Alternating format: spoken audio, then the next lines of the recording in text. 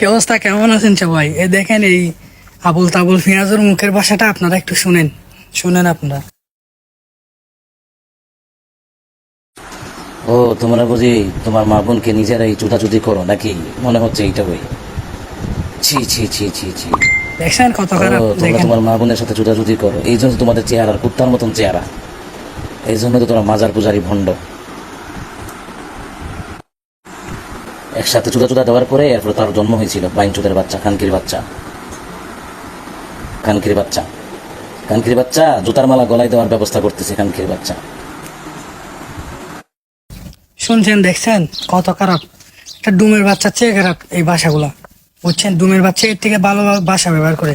আর এরা নাকি এই, আমি এতদিন ভাবতাম যে এদের শাইখের ভক্তদের মুখের ভাষা এত খারাপ কেন, মনে করতাম যে এগুলা মনে হয় ওই শাইখের মনে হয় কি হইতাম আর কইতাম।